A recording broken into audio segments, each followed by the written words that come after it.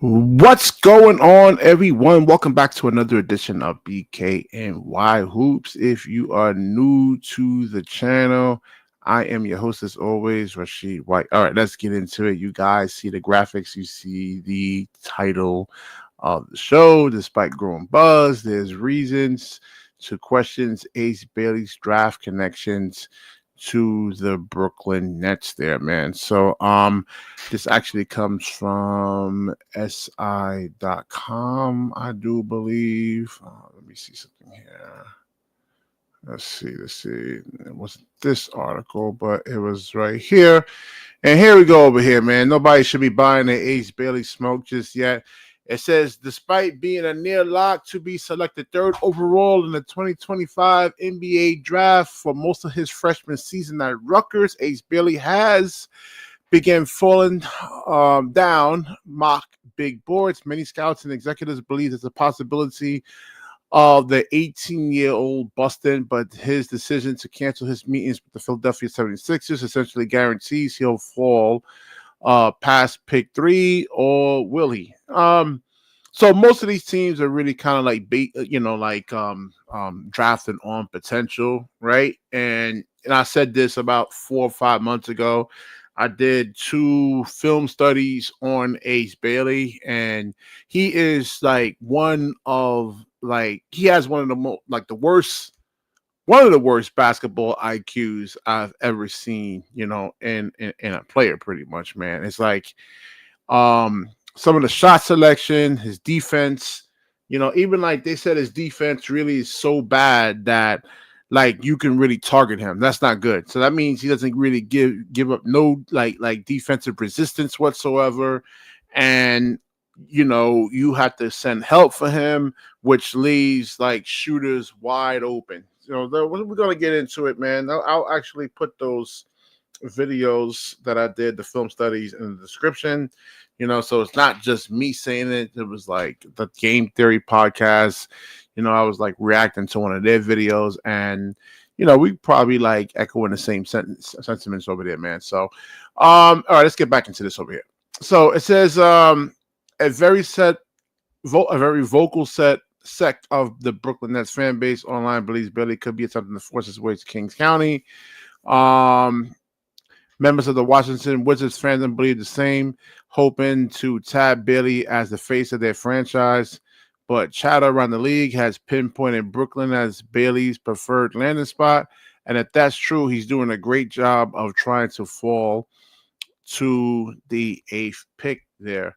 The issues is I can envision Philadelphia selecting Bailey anyway, according to Jason Dumos.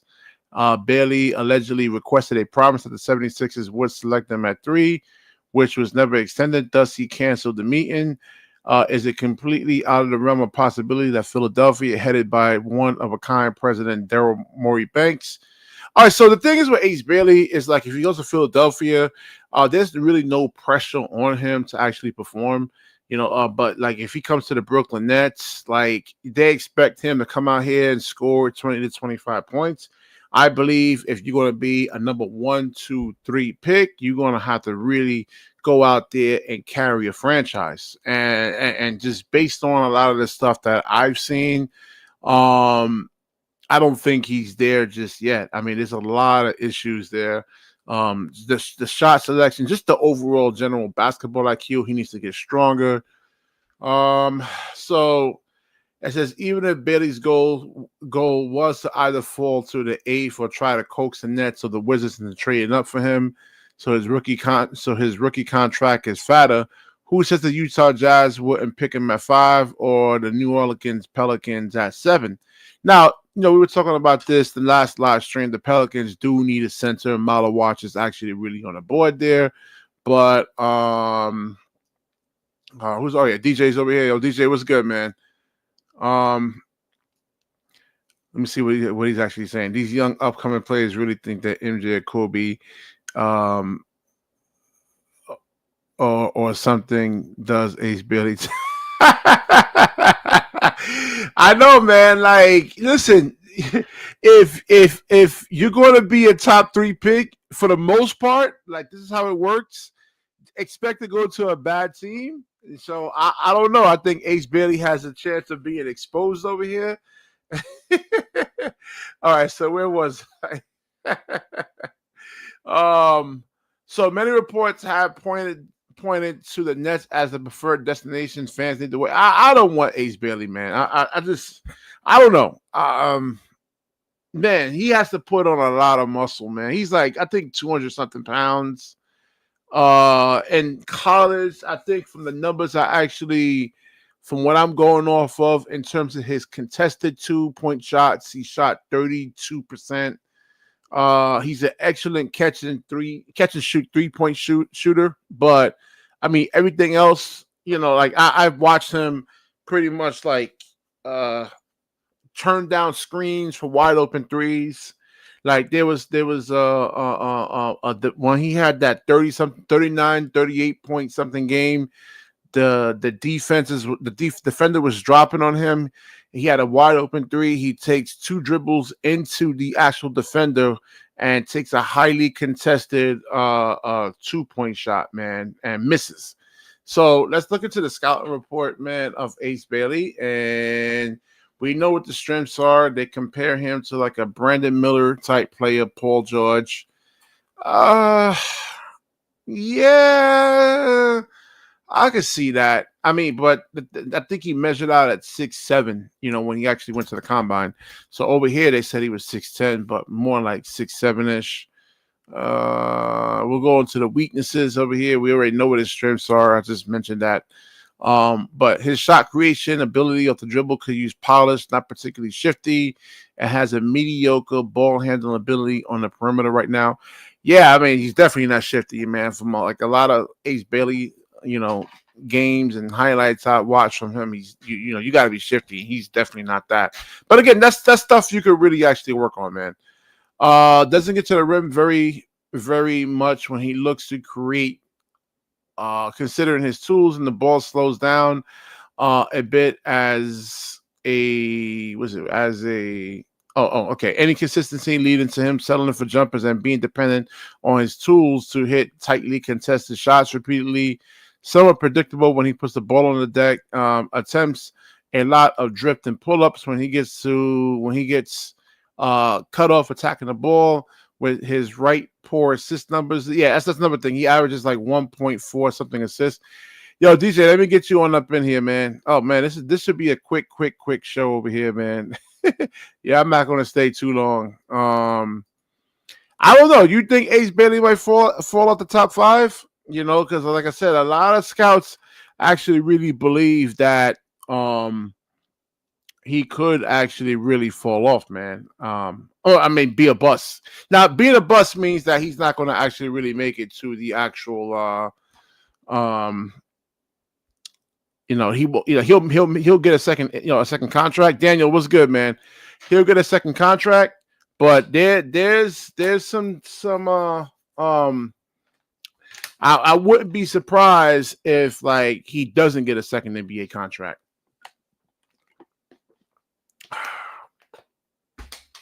All right, so we're going to this over here too, and we can get into this story.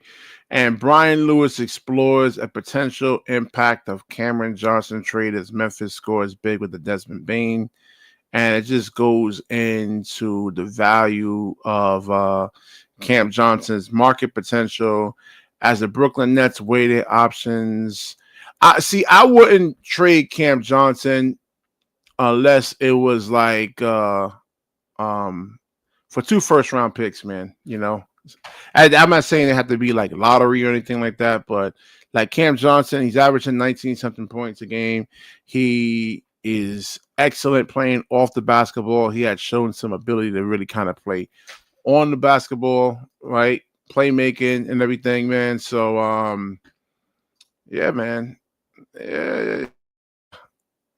So yeah, Ace Bailey. I mean, it's a real gamble with Ace Bailey. Real gamble. He's very athletic.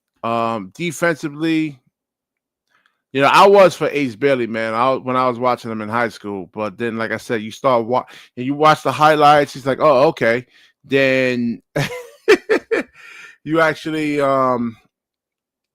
um watch more and more games. And that's the thing with Ace Bailey, like 32% on contested shots in college, and then like I see a lot of the players he's going against, man. I mean, um, like you should be able to dominate, man, and really kind of like elevate your teammates. And if you're one of the best players on the team, um, you should be able to elevate the surrounding pieces around you, man. So that's 1.4 assists is just really, really bad. Yo, DJ, what's good, man? Yo, what's up, BK? Yo, so what do you think about this whole Ace Bailey thing over here, man? His ego, bro. He's just a young player. His ego's in the way. He's gonna mess up his draft stock. I think he's gonna fall out of the top 10, top 5 or top 3, and he's gonna probably drop somewhere from between. Maybe they saying eighth. They saying that the Nets are gonna draft him, but I don't see it happening. I don't think he's on. I think he's gonna fall farther than that. Yo, did you actually watch a lot of his games? I did, and I'm just not really like Yeah, his impressed. for him to act like I could see if he was like playing at a high level. Maybe if he was like playing like a Wemby type level when he was in college and stuff like that. Lakey was good. But no, I don't. For him to act like this, nah, bro, he shouldn't be acting like this. And his level of play was even that good. Yeah, yeah, yeah. But his potential, man. I mean, you see him better than like AJ DeBosto or anything like that, or Cameron Boozer. Nah, he's not better than either one of those guys. Yes, that's the thing. So why is he acting like this, man?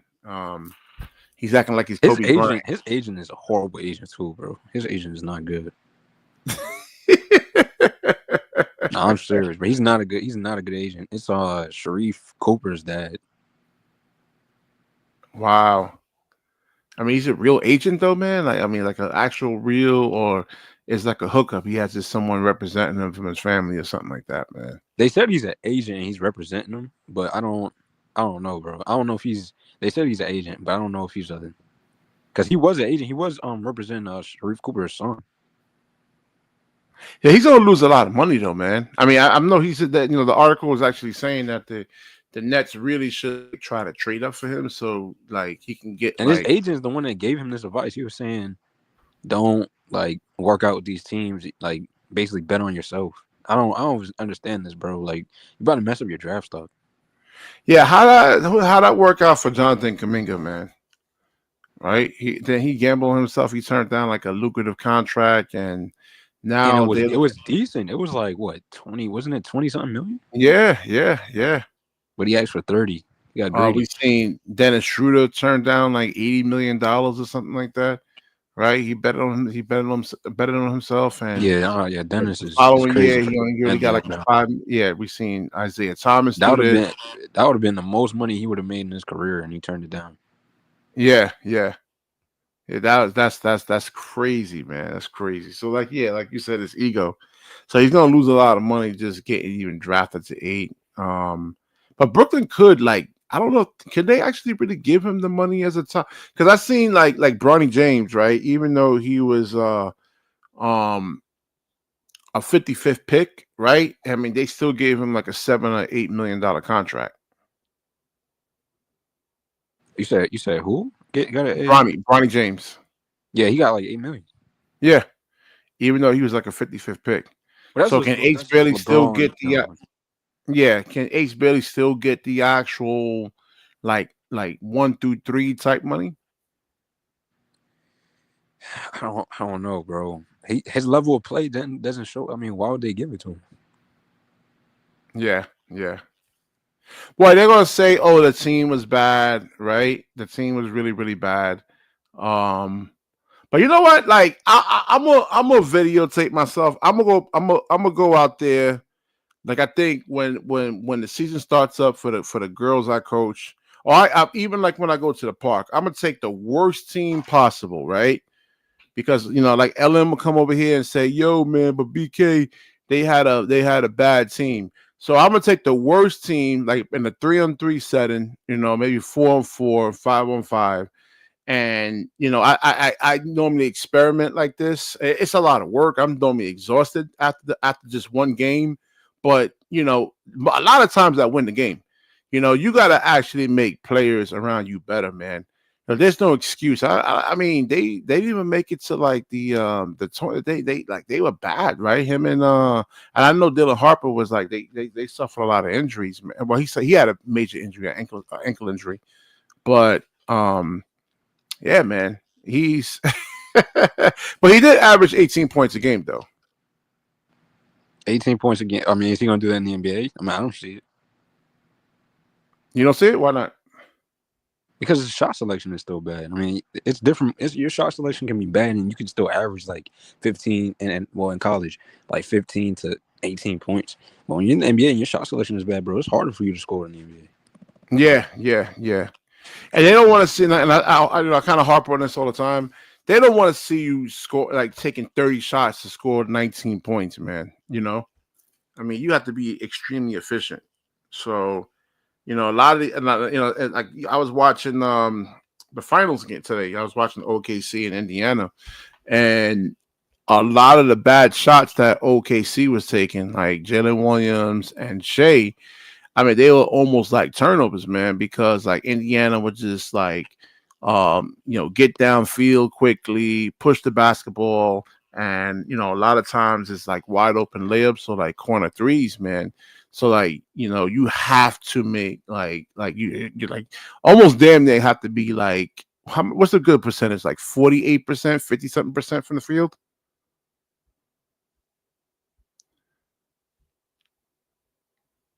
Oh, you did? Oh, DJ, you there? All right. So yeah, that's another. So like I said, I was watching the Indiana game today, and you can't if you're shooting 32% on contested shots, contested mid range shots. In the NBA, the guys are longer, they're more athletic. You got guys like Jaden McDaniels who can jump with Ace Bailey. And if you don't make a lot of those shots, these guys actually get downfield quickly. You saw Indiana, man. There's a prime example of that, and we see it all the time. You turn the basketball over. These guys is already running out to the corners, and they just make threes. And a lot of times the game could be over, like you saw with Indiana today, and the OKC, the Thunder. The game was actually over in the second quarter, pretty much, because guys start getting hot from three. So, yeah, man. I'm gonna wrap this live up, man. I am dog tired, man. I was driving, damn near falling asleep behind the wheel. I gotta get some sleep. I've been playing a lot of basketball, man, like 6, 8, 9, 10 games a day, and it's been killing me. I am dog tired, so I'm gonna wrap this up. I'm gonna be on tonight. I'm gonna try to get like a full 7, 8 hours of sleep, and definitely like, comment, subscribe. Certainly share this show. When you share, the universe certainly shares back with you. Peace.